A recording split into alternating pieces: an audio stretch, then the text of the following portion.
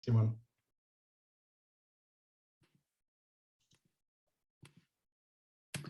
Buenas noches, amigos por Israel. Hemos tenido un pequeño inconveniente de tipo técnico, pero ya lo hemos solucionado.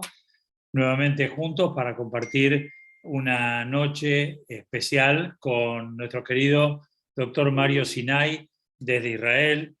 Mario es doctor en educación y pedagogo del Holocausto, conferencista internacional y experto en análisis visual, entre otras muchísimas cosas. Hoy nos va a hablar sobre un tema muy interesante que es la situación y la historia de los judíos en Ucrania. Hemos estado viviendo últimamente grandes acontecimientos, pero él va a llegar hasta la actualidad, pero se va a referir desde los inicios de cuando los judíos llegaron a Ucrania, se establecieron ahí hasta la actualidad. Les doy la bienvenida, les doy un fuerte abrazo. Gracias en nombre de Amigos por Israel, Mario, por colaborar desinteresadamente con nosotros, y sabes que para nosotros es un gusto tenerte aquí con tu claridad y con tu exposición tan clara, precisa y bueno, voy a dejar de elogiarte y te voy a ceder el micrófono, que es lo mejor que puedo hacer. Gracias, bienvenidos a todos y Mario, tenés la palabra. Gracias, Simón, y hola a todos los amigos por Israel. Es un honor, un orgullo para mí estar con ustedes y hablar de este tema que tiene una parte histórica y una parte actual muy relevante. Entonces vamos a dividir la charla en 4 partes. Una reseña histórica cortita, pero importante. Conocer qué pasó en Ucrania durante la Segunda Guerra Mundial. Un poquito sobre las huellas y las raíces judías en Ucrania. Y por último vamos a tocar, es inevitable, vamos a tocar qué es lo que está pasando en el conflicto entre Rusia y Ucrania. Entonces vamos con la primera parte, vamos a comenzar con la reseña histórica. Los orígenes históricos de Ucrania nacen en el año 882 con el establecimiento de la Rus de Kiev medieval, que era en realidad una federación de tribus eslavas. Ese gran estado medieval, como dije antes, la Rus de Kiev o Kievan Rus, fue el origen tanto de Ucrania como de Rusia. Y aquí que podemos hablar, haciendo algún poquito de paralelismos históricos y bíblicos, de algo así como 2 hermanos como Caín y Abel, sabiendo lo que pasó entre estos 2 hermanos. A mediados del siglo XIII, la Federación de Principado de la Rus fue conquistado por el Imperio Mongol. Al final del siglo XIV, Kiev y las tierras de sus alrededores quedaron bajo el dominio de la Mancomunidad de Polonia-Lituania, que en su momento era el imperio más grande de Europa. En el siglo XVII, la guerra entre la Mancomunidad de Polonia-Lituania y el zarato ruso dejó las tierras del este del Dnieper, o sea, del río Dnieper, bajo el control del imperio ruso. En ese mismo siglo, en las regiones centrales y noroccidentales de la actual Ucrania, existió un estado ucraniano cosaco. Pero en 1764, la emperatriz rusa, Catalina la Grande, le puso fin y procedió a tomar o a anexar grandes extensiones de las tierras ucranianas. Poco antes del inicio de la Primera Guerra Mundial, el territorio de Ucrania estaba dominado por el Imperio Austrohúngaro y por Rusia.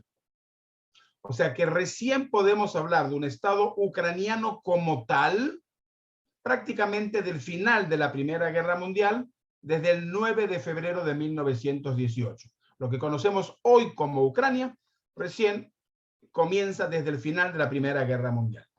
Los judíos ucranianos quedaron atrapados en el fuego cruzado de la historia durante la Revolución Rusa y las guerras sanguinentas que siguieron hasta la fundación de la Unión Soviética en 1922, 5 años después de que los bolcheviques intentaran derrocar al zar por primera vez. Luego, los comunistas soviéticos trabajaron para destruir todas las expresiones religiosas del judaísmo en la Unión Soviética y Ucrania, que era parte de ellos, y controlar la cultura judía secular, en su mayoría yidishista, en el país. A principios de la década de 1930, las políticas de la colectivización y represión política de Stalin llevaron al fracaso total del sector agrícola de Ucrania y provocaron millones de muertes por inanición. Durante ese periodo, conocido como el Holodomor, los judíos abandonaron cada vez más sus aldeas en Ucrania para buscar comida y trabajo en las ciudades más grandes, lo que llevó inmediatamente a la intensificación del antisemitismo nativo en la región. En la víspera de la Segunda Guerra Mundial, había 1,5 millones de judíos viviendo en Ucrania. O sea, en la Segunda Guerra Mundial, en las vísperas, ya hablamos de 1,5 millones de judíos. Ucrania estuvo integrada a la Unión de Repúblicas Socialistas Soviéticas hasta el 24 de agosto de 1991. Y en la actualidad es independiente y su capital es Kiev, esperando que la última frase que acabo de decir siga siendo relevante frente a la última parte que hablaremos, el conflicto hoy con Rusia. O sea, de lo que entendemos, vimos que fueron cambiando un montón de imperios. Los mongoles, los cosacos, el imperio polaco-húngaro, el imperio ruso, etcétera, etcétera, etcétera. Cuenta la leyenda, estos cuentos populares judíos, que a la mañana el cura en cada una de las aldeas salía a la iglesia a tocar la campana y miraba quién era el policía de turno y según eso izaban las banderas. O sea, fueron cambiando durante los siglos de una mano hacia la otra. Ok, esto es una pequeña reseña histórica para entender un poquito qué es esta Ucrania. Y ahora, si me permiten, voy a poner el PowerPoint. Lo único, por favor, si me confirmas, Simón, que se ve. Dime que se ve el PowerPoint. ¿Tienes el micrófono cerrado o hazme una seña con la mano? Perfecto, entiendo que se ve. Ucrania, entonces, estamos hablando de una historia compleja. Yo quiero empezar con la rica y tormentosa historia de los judíos en Ucrania. Los historiadores, diversos historiadores, aseguran que los judíos han vivido en Ucrania al menos desde el siglo IX. La Edad de Oro y el periodo de esplendor que significó para los judíos en el primer siglo de la Unión Polaca-Lituania, el Reino de Polonia y el Ducado de Lituania, que ocurrió entre el 1598 y el 1648, cuando se conoció el territorio de las dos coronas unidas como el paraíso judío. Fue el imperio más grande de Europa en toda esa época. Había una monarquía electa, una monarquía parlamentaria, lo que se llama hasta el día de hoy el Parlamento polaco, el Sejm, el Parlamento polaco. Y se forma el fenómeno de los magnates, lo que hoy llamaríamos con el nombre de los oligarcas, o el feudalismo, la Schlachta, que eran dueños de los latifundios, explotaciones agrarias de grandes dimensiones, donde los judíos tenían el papel de los administradores o los terratenientes. Obvio que esto va a generar, por supuesto, muchísimo más antisemitismo.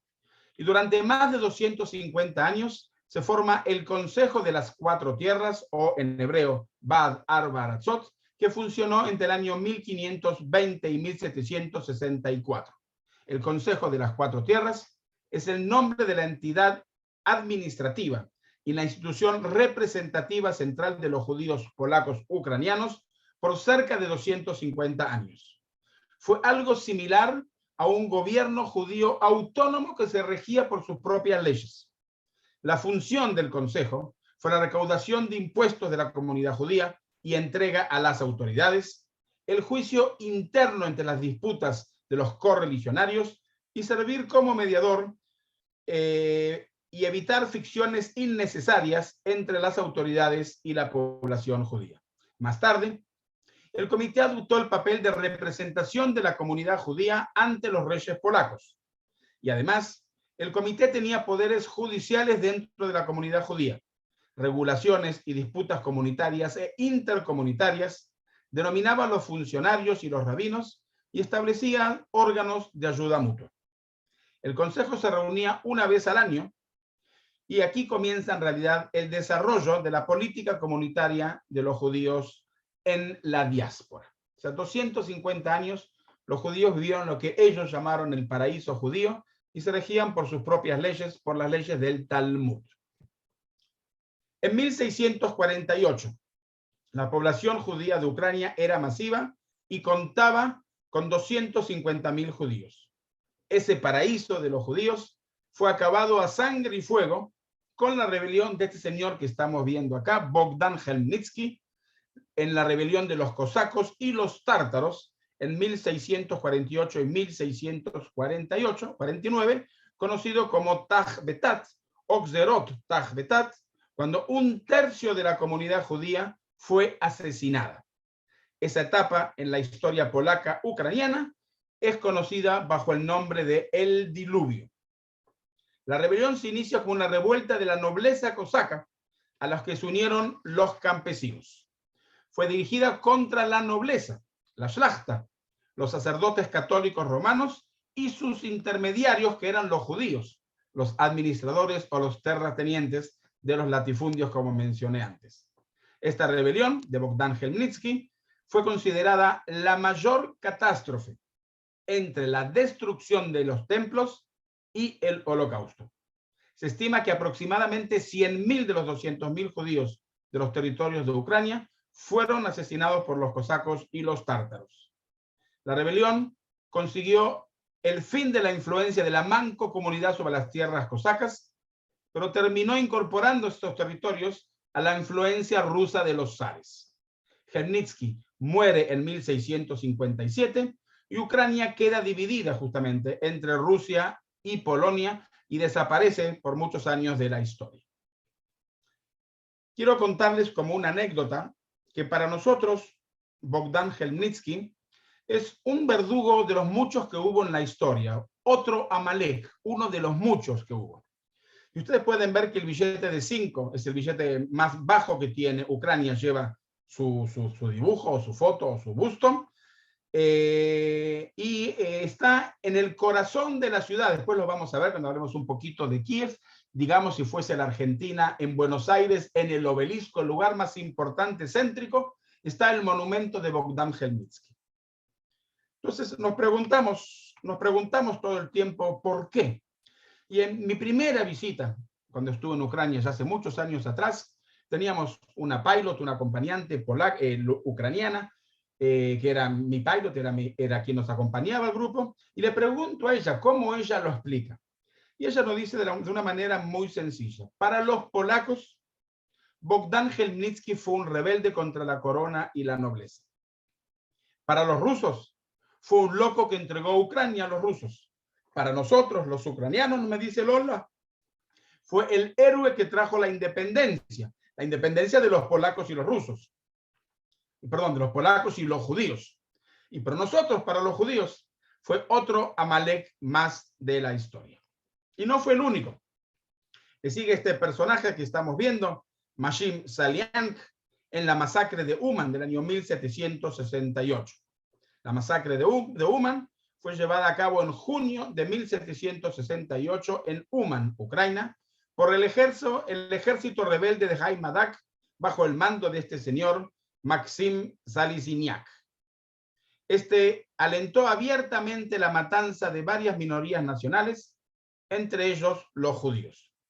Los judíos, previamente desarmados por los rebeldes, se reunieron en las sinagogas donde fueron dirigidos por Lev Shargodrovsky y Moishe Meneker en un intento de defenderse, de autodefensa, pero fueron destruidos por cañonazos y cuchillos.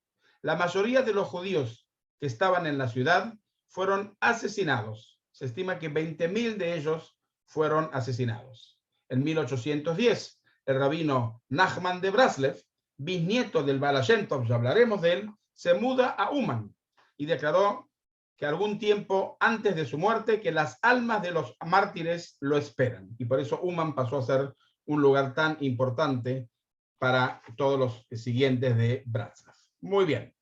Y entonces quiero hablar un poquito ahora sobre el hasidismo y el Yiddish, porque no se puede entender a Ucrania sin hablar del hasidismo y del Yiddish.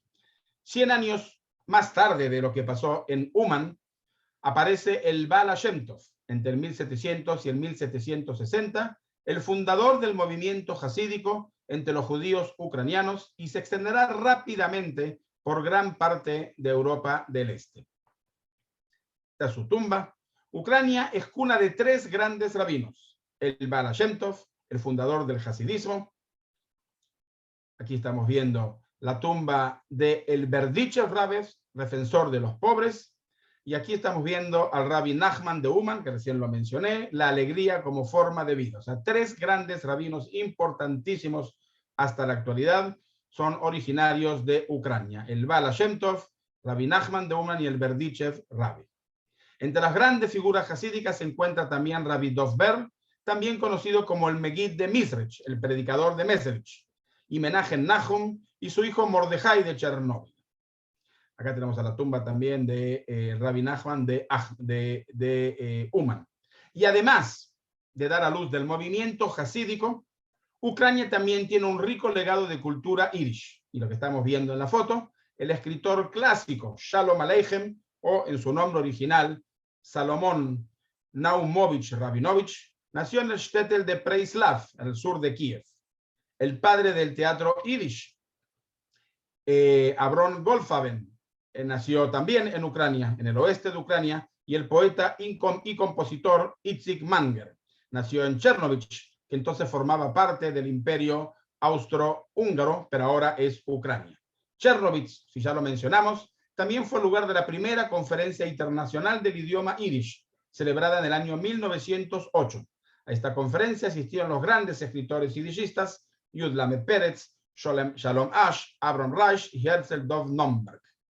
También nacieron en Ucrania personajes que conocemos, se lo voy a dejar un poquito después, las escritoras Lea Goldberg, Leo Pinsker, fundador del movimiento Los Amantes de Zion, Mendele Moijer Sofrim, o sea, Shalom Yaakov Abramovich, el iniciador de la época de oro de la literatura yiddish, el poeta Isaac Babel, periodista y escritor dramaturgo, y el poeta Shaul Chernikovsky.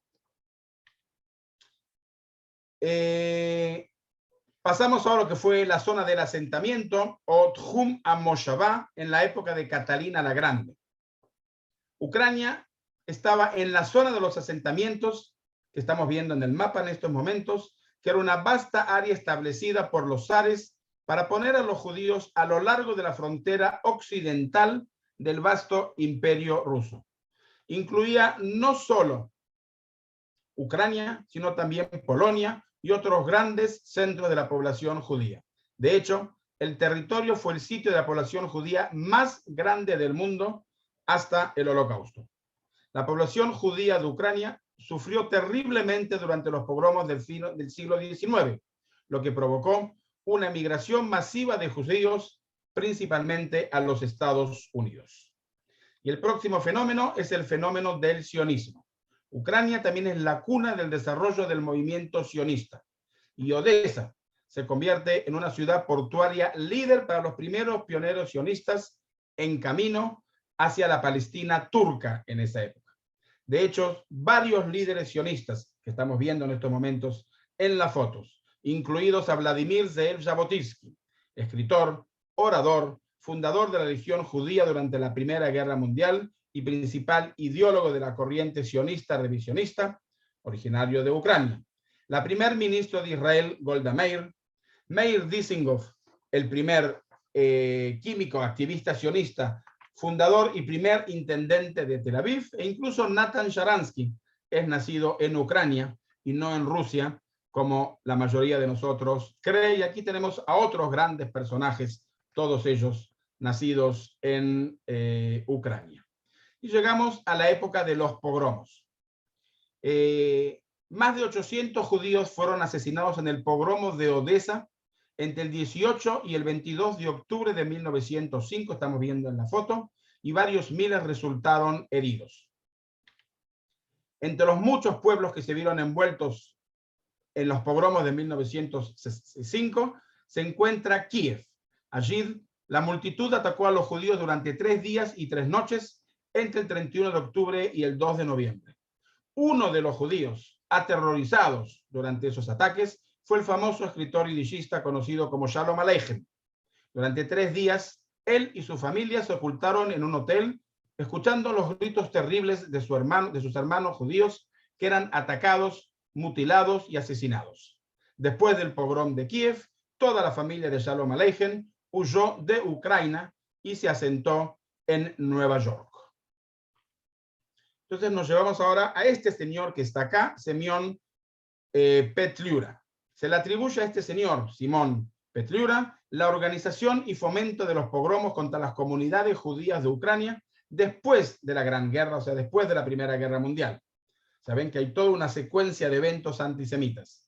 Líder de los disturbios de 1919, en lo que cientos de judíos fueron violados, saqueados, sus propiedades y asesinados, hablamos de cerca de 150.000 judíos.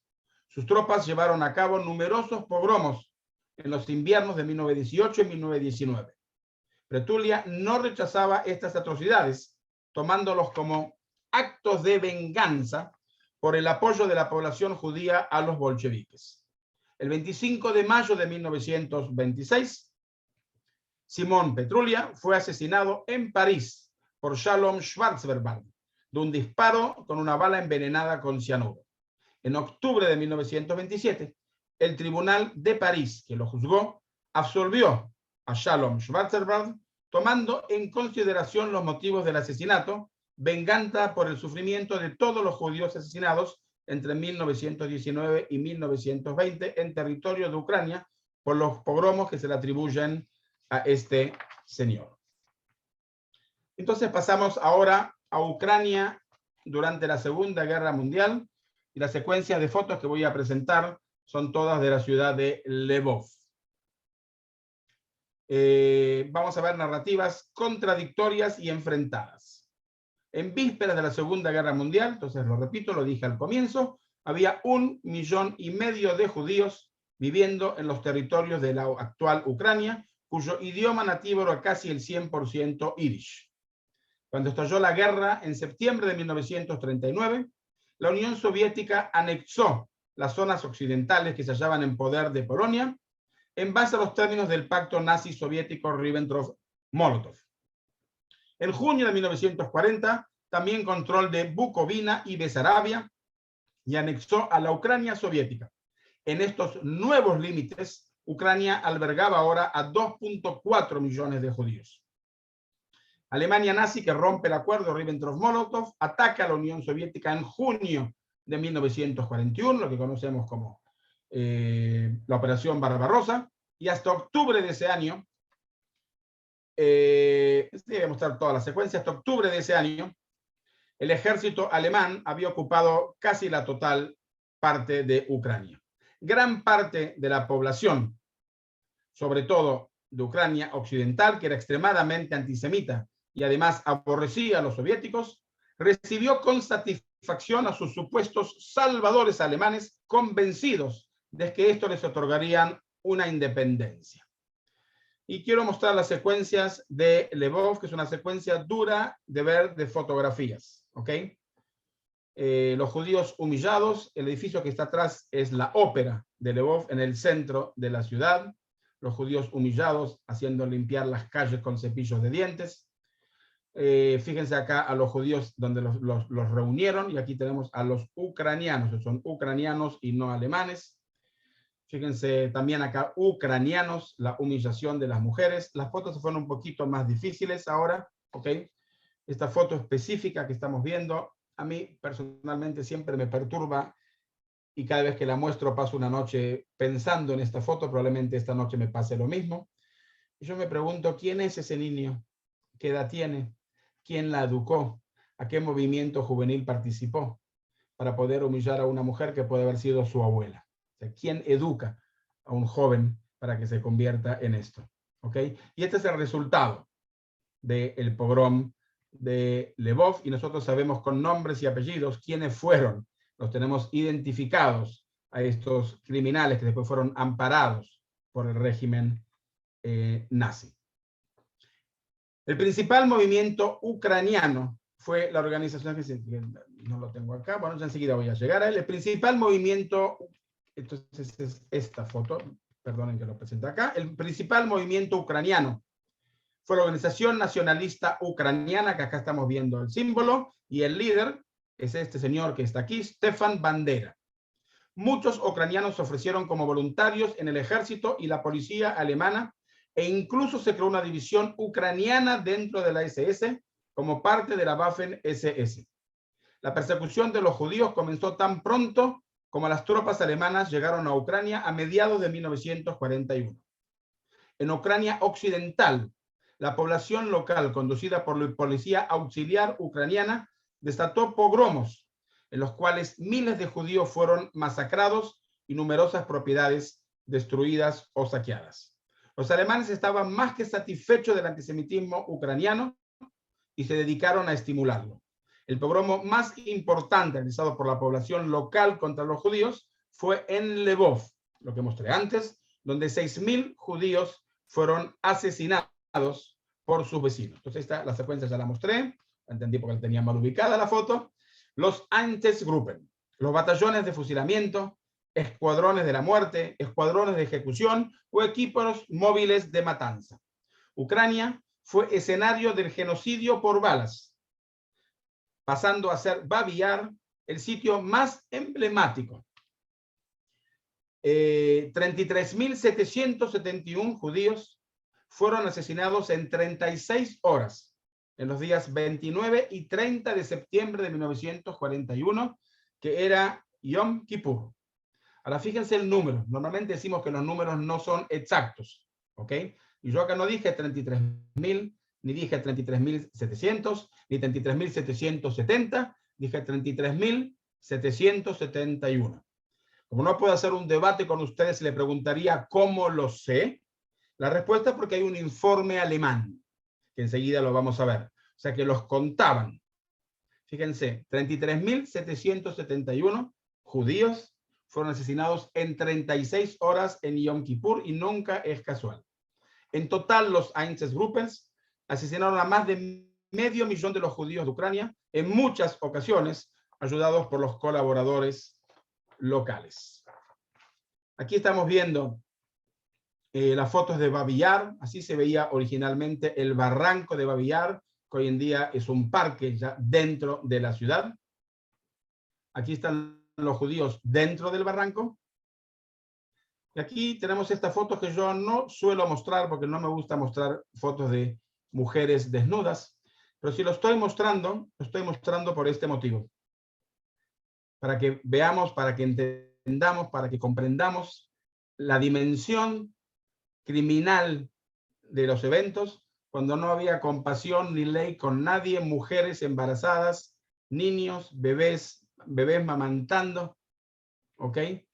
Y aquí tenemos el reporte del Einsatzgruppen, ahí lo tenemos el original y abajo la traducción. Leo, cito, reporte 101 de los Einsatzgruppen, el Sonderkommando 4A, en colaboración con el Einsatzgruppen HG y 2 comandos del Regimiento Sur de la Policía, ejecutaron a 33.771 judíos en Kiev el 29 y 30 de septiembre de 1941.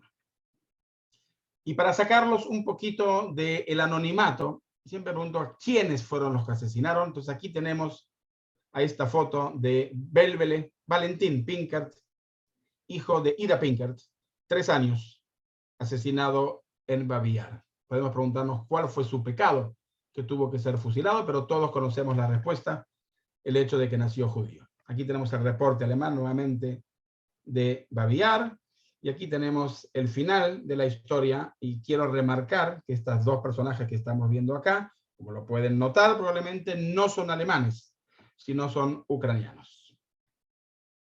Ok. Entonces también tenemos que hablar de colaboracionismo ucraniano. El colaboracionismo ucraniano, el colaboracionismo ucraniano con los alemanes nazis tuvo lugar durante la ocupación militar de Ucrania. Los ucranianos que optaron por resistir y luchar contra las fuerzas de ocupación alemanas se unieron al Ejército Rojo o a los partisanos. Un amplio sector de la población ucraniana ayudó a Alemania a invadir el país en 1941 porque supuestamente pensaban que iban a lograr la independencia de la Unión Soviética, en un hecho vergonzoso que hasta hoy es interpretado como un acto patriótico y no de colaboracionismo con el nazismo. Los ucranianos que colaboraron con los ocupantes alemanes lo hicieron de varias maneras, participando en la administración local, en la policía auxiliar supervisada por los alemanes, en el ejército alemán y sirviendo como guardias en los campos de concentración y exterminio. En la víspera de la Operación Barbarroja, hasta 4.000 ucranianos operaban bajo las órdenes de la Wehrmacht, del ejército alemán. Los nacionalistas en el oeste de Ucrania estaban entre los más entusiastas, con la esperanza de que sus esfuerzos les permitiesen restablecer un Estado independiente más adelante. Crearon en Lvov el movimiento nacionalista independiente. Quiero llegar a esta foto solo si las... Bueno, ya lo voy a encontrar la foto. Se me perdió. Crearon en Lvov el movimiento nacionalista independiente ucraniano, líder de la organización de nacionalistas ucranianos, dirigido por Stefan Bandera, con orientación de extrema derecha, antisemita y pro-nazi. El 8% de los líderes nacionalistas sirvió en la administración local durante la ocupación nazi. El 23% estaban en la policía auxiliar, especialmente en el batallón 201, así como en otras formaciones policiales. El 18% participó en entrenamientos en las escuelas militares y de inteligencia en Alemania nazi y en Polonia ocupada. El 11% sirvió en el batallón, en batallones alemanes, y el 1% en la división SS de Galicia. Stefan Bandera sigue siendo una figura muy polémica en la actualidad. E incluso en el 2010, el presidente de Ucrania, Víctor Yushchenko, le otorgó a título póstumo la condecoración de héroe de Ucrania. Esto es bastante complicado, incluso, por supuesto, para nosotros. Aquí tenemos nuevamente los Einsatzgruppen que fueron detrás. Esta foto que es Iván Grodok, también en Ucrania. Las fosas en Zhytomyr, en Ucrania. Las órdenes alemanas de cómo se fusilan. Esta foto que es famosa, el último judío de Vinnytsia. Quiero mencionar solamente de esta foto que lo que estamos viendo, que este día llegaron a Vinnytsia 22 soldados nuevos, que aquí los estamos viendo. Aquí en negro son los ucranianos, estos son los nazis, y la persona que está aquí, persona oficial, es el paramédico.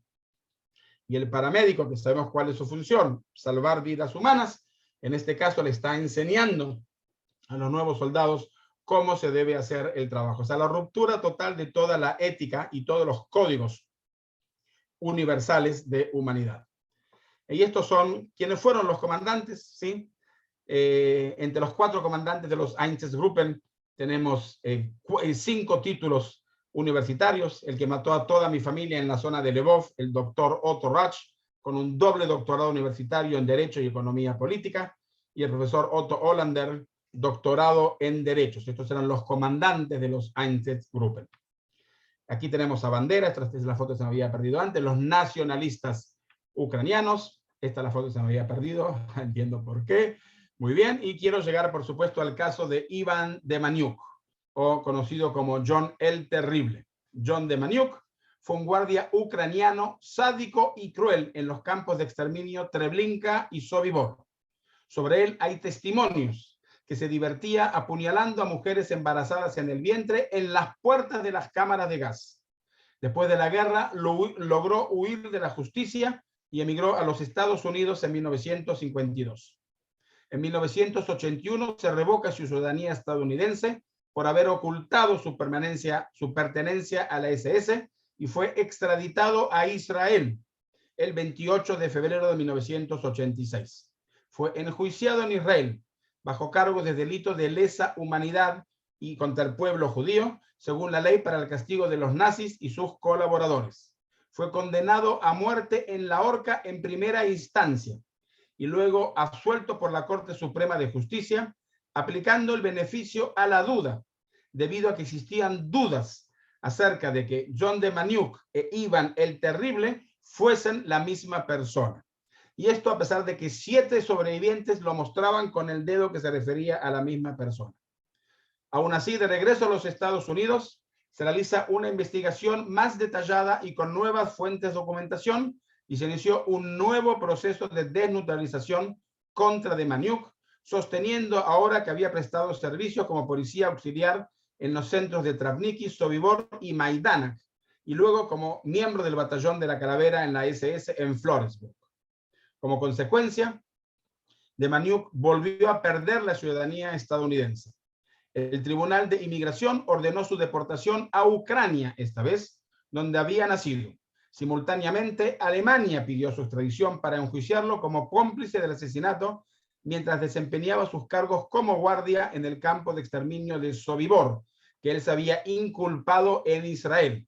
Pues en Israel lo juzgamos por Treblinka, y él dijo que él no estuvo en Treblinka, sino en Sobibor. O sea, él se autoinculpó. En Alemania, donde fue deportado finalmente, fue condenado en primera instancia, pero la sentencia no fue definitiva, debido a que murió a los 91 años cuando estaba esperando el proceso de la apelación. Aquí tenemos las fotos de John Demjanjuk, aquí lo tenemos. John Demjanjuk en Sobibor, aquí lo tenemos. Aquí está detrás las cámaras de gas de Sobibor. No sé si yo estoy tapando la pantalla o no, por las dudas lo corro. ¿Ok?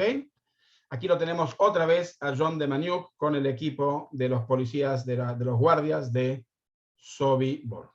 Muy bien. Entonces ahora un poquito más rapidito, porque quiero llegar a tiempo a terminar también con la última parte. Quiero contar un poquito sobre huellas y raíces judías en Ucrania. ¿Qué diferencia hay entre huellas y raíces? Las huellas son superficiales, las vemos.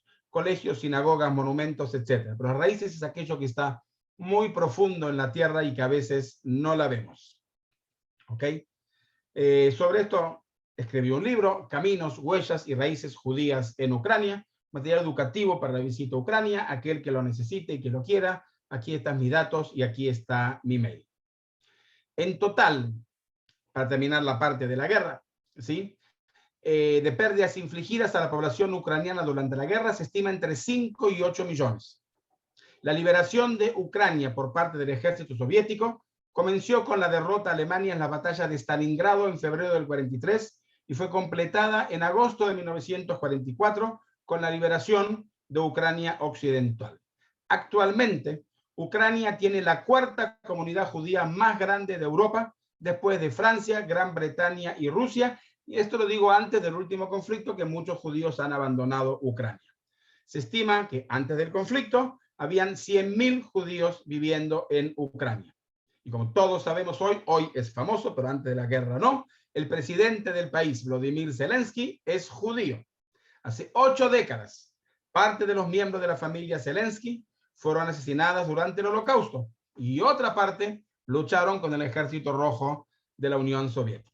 Y ahora sí vamos un poquito a las huellas judías en Ucrania y comenzaremos con la capital, Kiev. Lo primero que estamos viendo, fíjense ustedes el edificio, es la gran sinagoga de Brodsky, la sinagoga principal que está activa hasta el día de hoy y la funciona y la mantiene la gente de Chabad.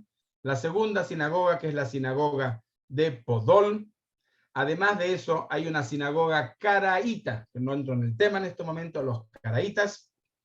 Y la comunidad está el monumento de Shalom Aleichem frente a la sinagoga de Brodsky, y la comunidad mantiene el monumento en la casa donde nació Golda Meir, y el cementerio judío, y la comunidad mantiene muchas instituciones, el colegio y un Talmud Torah. Y tenemos el complejo de Babi Yar en Ucrania. Aquí estamos viendo la menorá en el complejo donde fue la masacre que antes mencioné en Yom Kippur de 1941. Hay 2 monumentos.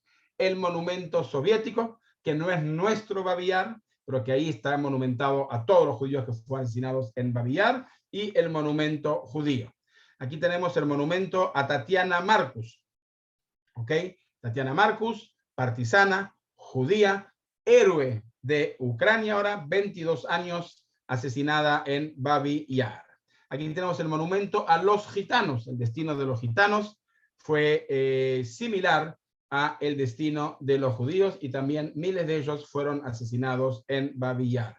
Quizás el monumento más impresionante, no sé si con esta foto lo podemos captar su magnitud, porque no por tamaño, sino por el significado, el monumento de los niños asesinados en Babi Yar, y son 3 muñecos disparados. No sé si ustedes notan que acá hay un disparo y acá hay otro disparo, simbólicamente, por supuesto.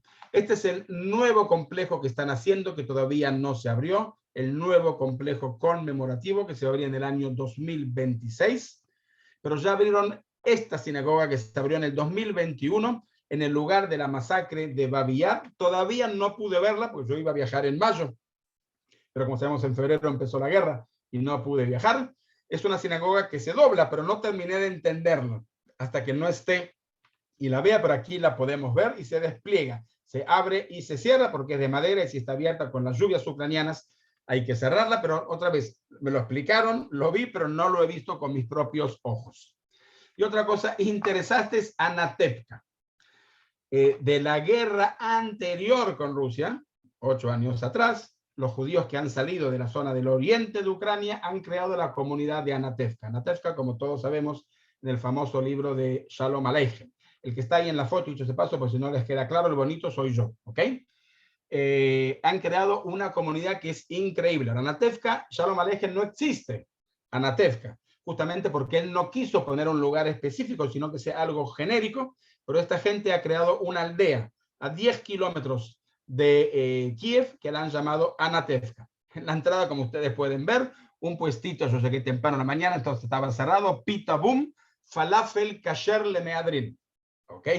Los edificios, Beit Israel, por ejemplo, el colegio, otros edificios en esta mini ciudad, la casa de Chabad, Beit Shmuel, Heder Orhim, un lugar para invitados que vienen a hacer los fines de semana, que vienen a visitar.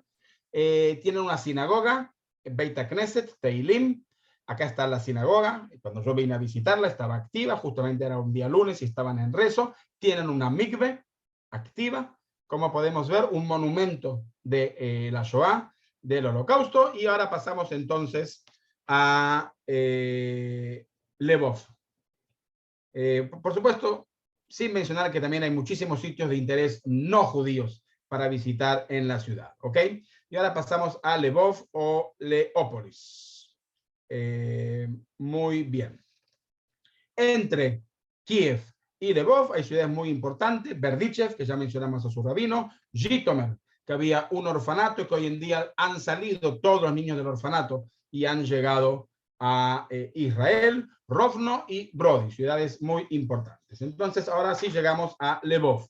Tenemos la casa donde vivió Shalom Aleichem, el hospital judío Rapoport, miren acá el detalle con los Maguen David, la gimnasia hebrea, los grafitis en Yiddish, algunos originales y algunos restaurados, un museo de Judaica, miren, estos son originales, estos están restaurados, pero estos son originales, como podemos ver, el centro de la comunidad, Gesed Aryeh, la gran sinagoga de Lvov, aquí estamos nosotros, nuestro grupo, con el rabino, la gran sinagoga reformista, la sinagoga Glasner, otra sinagoga que hoy ya no existe, pero que hay un monumento, donde estaba la gran sinagoga y la más importante de todas, en el barrio judío, la sinagoga Rosa de Oro, en el casco antiguo, la sinagoga más importante que hubo en Lvov, el monumento al gueto, el otro monumento adentro del gueto, aquí estamos nosotros, el grupo mío en el monumento,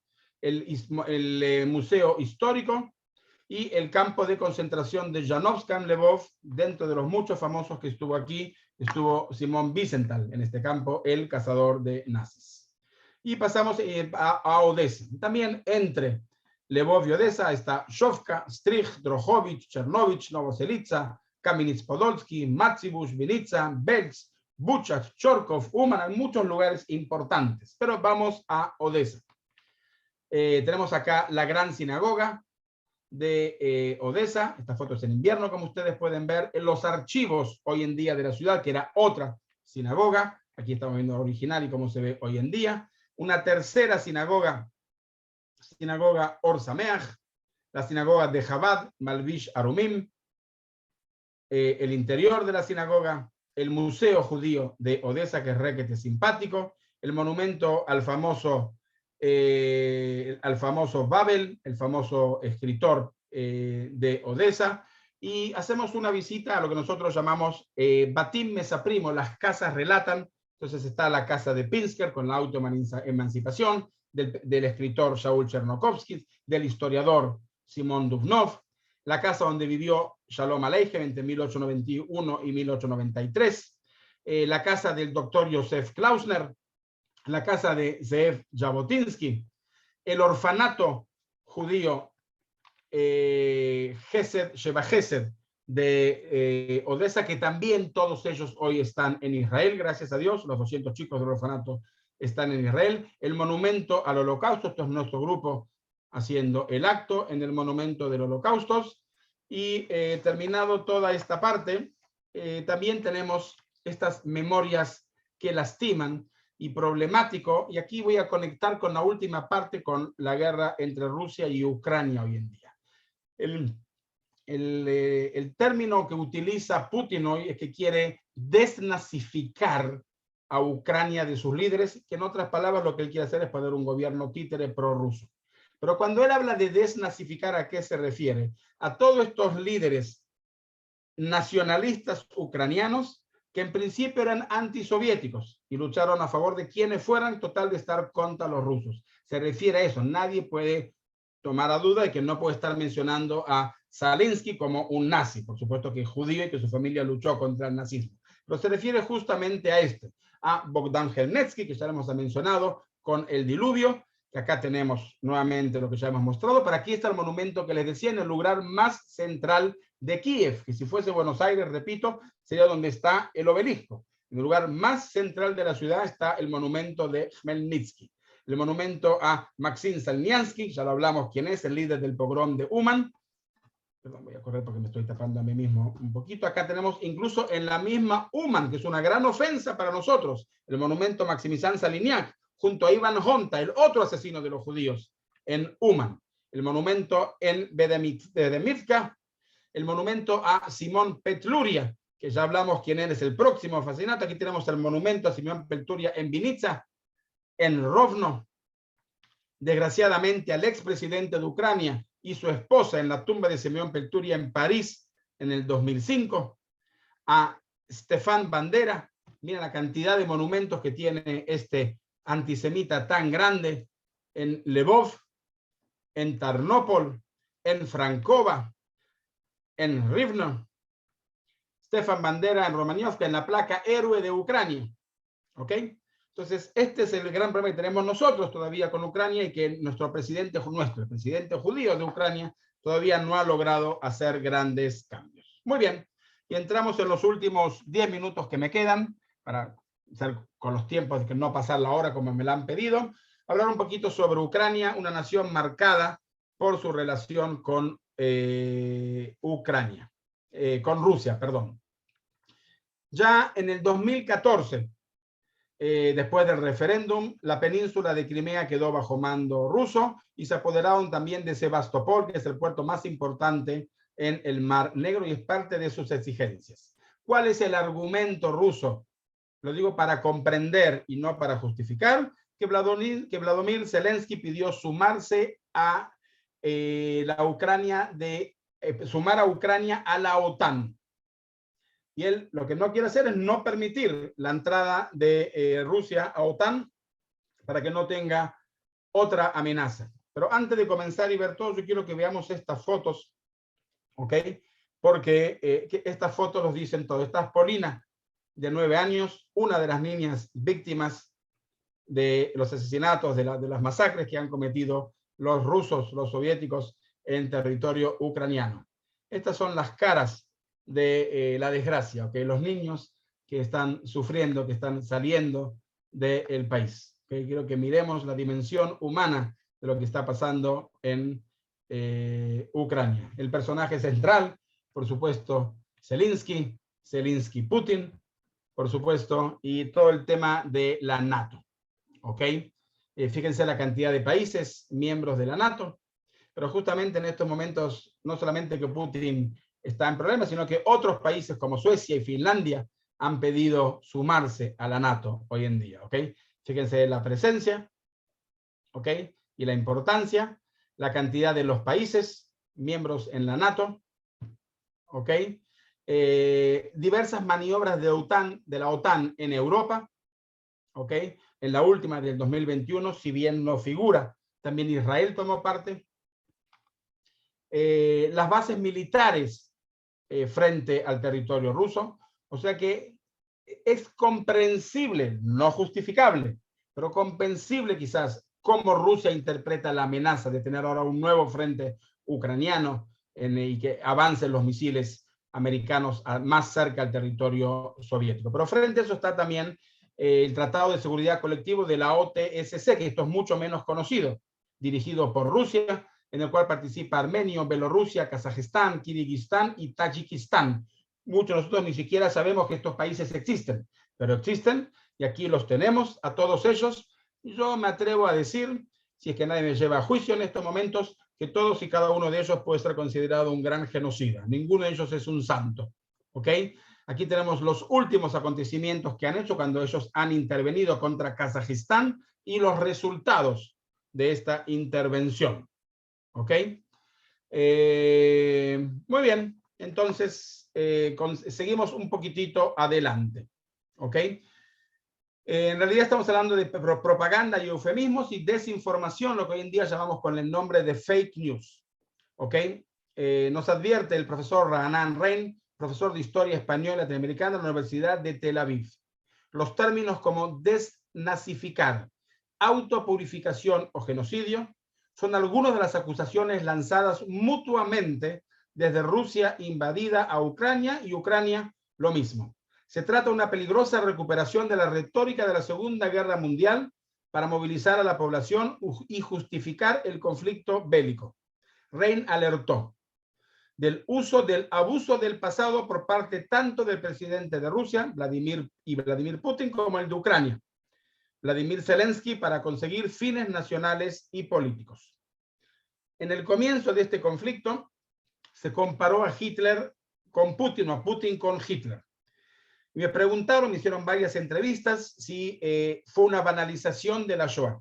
Y yo respondí que en este caso no, porque lo que se comparaba no era al Hitler genocida del 41 en adelante, sino al Hitler expansionista del 33 al 38, con la anexión de Austria en el 38, los Sudetes, Moravia y Checoslovaquia.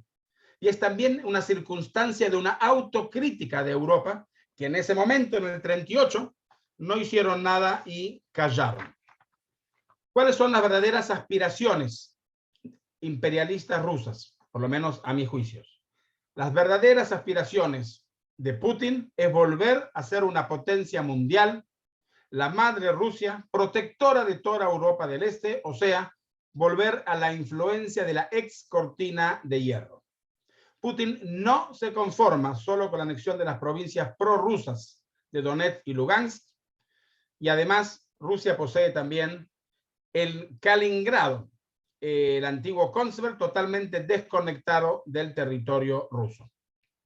¿Cuáles son las exigencias rusas? El reconocimiento de Crimea como parte integral de Rusia, definitiva e irrevocable, anexar el oriente de Ucrania y, como ya dijimos, la desnazificación de Ucrania, que es un eufemismo, o sea, colocar un gobierno títere suyo.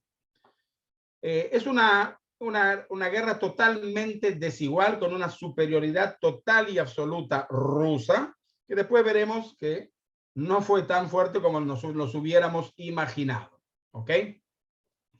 Pero quiero hablar un poquito de cuál es la importancia estratégica de Ucrania. Ucrania es una fuente petrolera, la más importante o la segunda más importante de Europa. Tiene reservas de mineral de titanio, magnesio y mercurio. Es la segunda reserva de mineral de hierro más grande del mundo.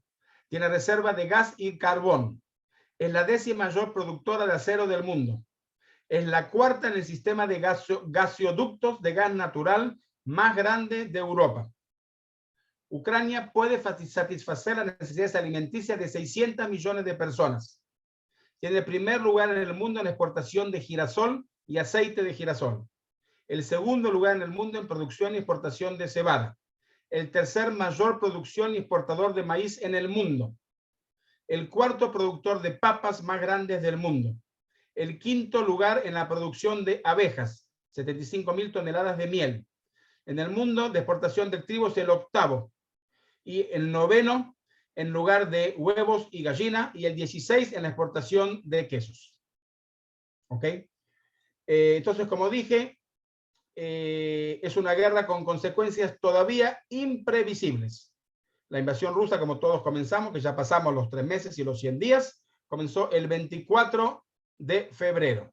Rusia es el agresor y tenemos que reconocer el sufrimiento humano y la asimetría militar a favor de Rusia, la superioridad rusa en los conflictos. Ucrania se defiende heroicamente y crea una narrativa, bueno, obvio que por supuesto influye a todo el mundo y el conflicto pasa a ser un conflicto bélico mundial que involucra por supuesto a los Estados Unidos y a las grandes potencias, y probablemente el que gana de esta gran discusión es la China, quien compra todo aquello que hoy en día está siendo, no está siendo podido vender por Rusia a Europa, está siendo vendido a la China. O sea, aparentemente China es el gran ganador de este conflicto en este momento. Bueno, después voy a ver el tema de Babi Yar y los conflictos, pero verdaderamente Ucrania se defiende heroicamente creando una narrativa de David y Goliat, como estamos viendo en las fotos, hombres frenando tanques rusos. Se despierta el patrimonio nacional ucraniano. En Ucrania existe una resistencia civil que no se puede subestimar. Milicias irregulares defienden las zonas urbanas y las ciudades. Civiles frente a tanques rusos con sus cuerpos. El arma más importante es las botellas Molotov. Y lo otro, las mujeres combatientes, que es algo increíble. Todas estas ciudades que estoy mostrando en los mapas, Kiev, Kharkov, Odessa, Mariupol, Lvov, fueron atacadas con misiles. Mujeres y niños muertos. Hay ataques salvajes a colegios y hospitales. La población civil en búnkers y estaciones de subte. Kiev sitiada. Y con eso y todo. Bueno, hubo el famoso ataque, lo que en su momento se pensó que fue Babi Yar. Y yo que conozco muy bien Babi Yar, no entendía y me tomó tiempo entender hasta que al otro día un periodista israelí informó y pude entender de que Babi Yar no fue dañada. Pero cuando nosotros terminamos en el monumento de Babi Yar nuestro acto, caminamos estos 200 metros donde está la torre de televisión, porque aquí es donde esperan normalmente los buses cuando salimos de Babi Yar. Lo que fue atacado fue la torre de televisión, que está a 200 metros. Aquí estamos viendo una foto del ataque a la torre de televisión y no Babi Yar el monumento. Acá tenemos a Kiev, fotos actuales de Kiev, fotos de Kharkov, fotos de Kherson. Hoy en día, desgraciadamente, tenemos que hablar de la palabra genocidio. Ya hubo un primer juicio y Zelensky condena la masacre cometida por Rusia en Irpin y en Bucha. Y ya en otros lugares también. Advierto de las próximas 4 fotos.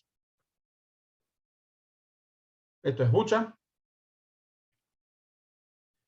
Los rusos pusieron minas sin marcas a lo largo de la ciudad, que es acto de evidencias de actos de vandalismo, actos de saqueo civil, edificios y centros comerciales destruidos, asesinato de civiles en las calles, mujeres violadas, fusiladas y quemadas, y fosas comunes. Y repito, advierto de las 4 próximas fotos.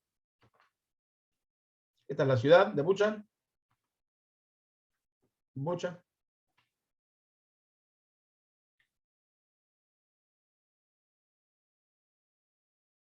Fosas comunes, en muchas cosas que ya pensamos que jamás volveríamos a ver. Mariupol, genocidio. Bueno, por supuesto que ellos lo negaron. Ya hay un señor, un teniente coronel, este que estamos viendo, denominado como el carnicero de Bucha. Y enseguida vamos a llevar al tema israelí. Estamos hoy a 100 días del conflicto y lo que iba a ser un paseo primaveral se prolonga por más de 3 meses. El ejército ruso no logra cumplir con sus objetivos y incluso me atrevo a decir que prácticamente tenemos que hablar de un fracaso militar. Aparenta que la motivación y la moral del ejército ruso es baja. Tropas se rinden sin combate. La estrategia rusa de luchar solo de día. Por otro lado, cayeron varias ciudades.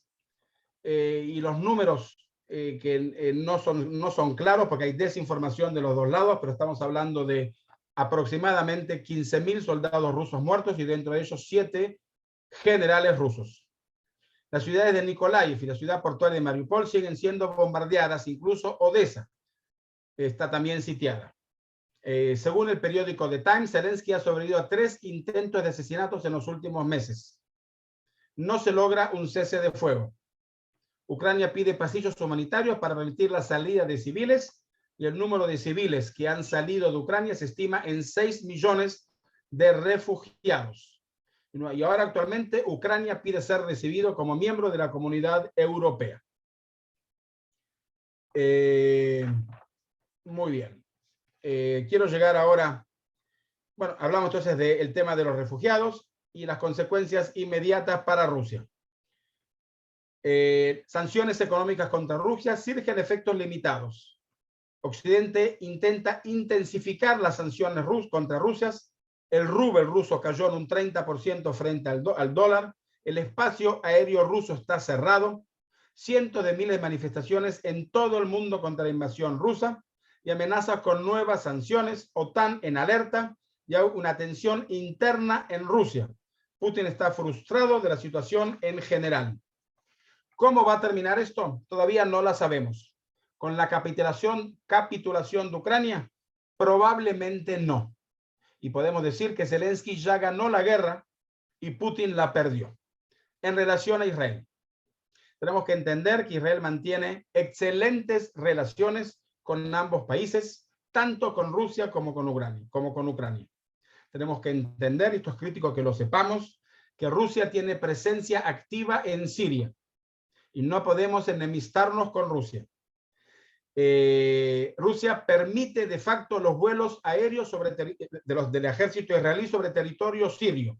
Y ya hubo un caso que se derivó un avión soviético, el IL-20 ruso, el 18 de septiembre de 1918, cuando aviones israelíes se escudaron detrás del avión ruso y la Fuerza Aérea Siria derribó al avión ruso. Israel está en un dilema de estar al lado correcto de la historia sin romper relaciones con Rusia.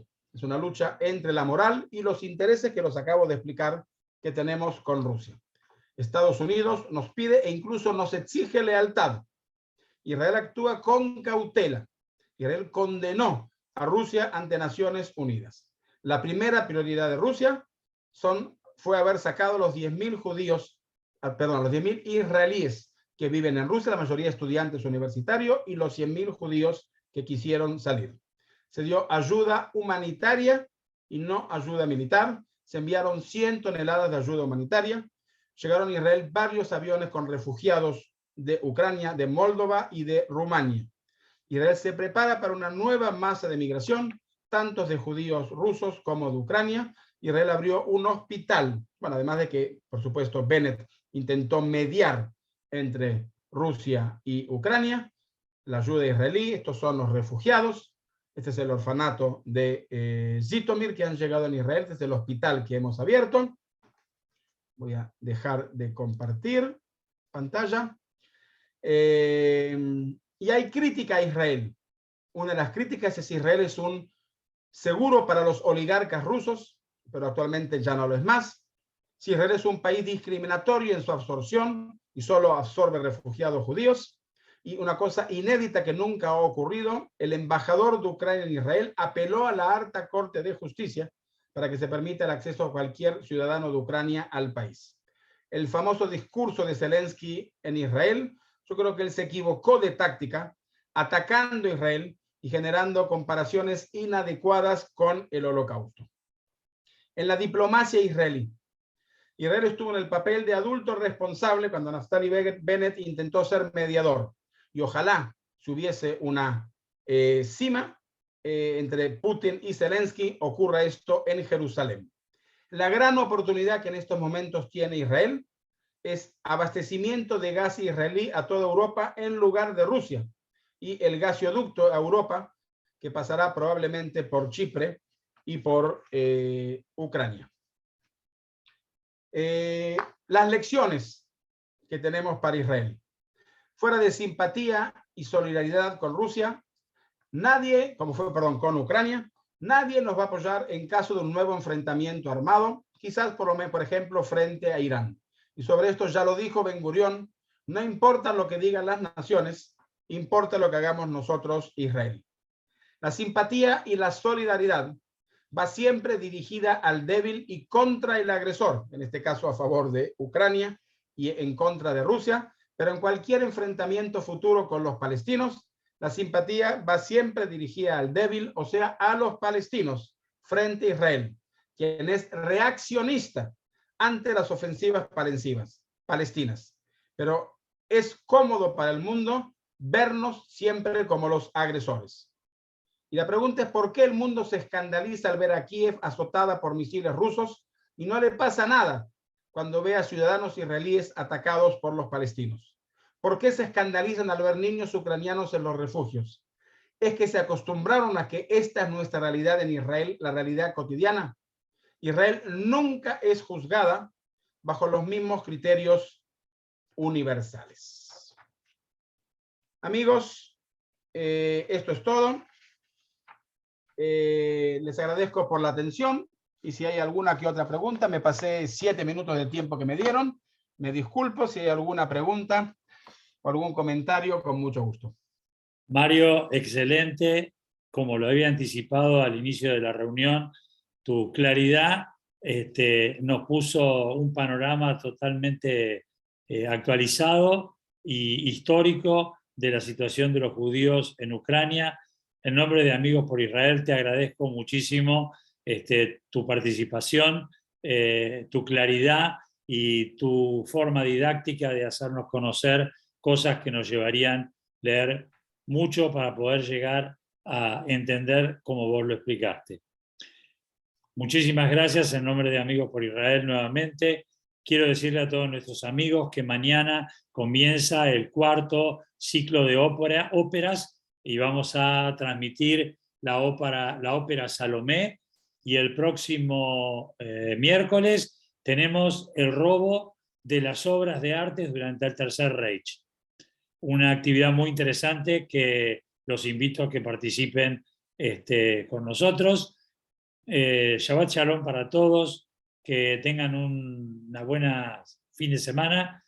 Un fuerte abrazo y nos encontramos nuevamente el próximo miércoles. Gracias, Mario, y hasta siempre. Gracias, Simón. Y saludos a todos los amigos por Israel. Muchísimas gracias.